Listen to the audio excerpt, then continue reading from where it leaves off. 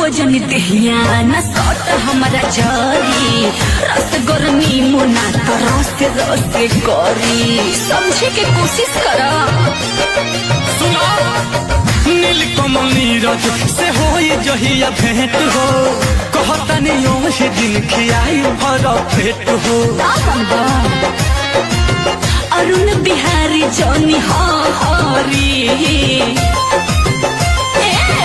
अरुण बिहारी जौनी हरी लहू के लची कौन डहका उठेला जब घरी भीतर से जाला मन बिगड़ उठेला जब घरी। ऐसे का देखेला अखिया गड़ा के कौन मजा मिले मुँह में धरा के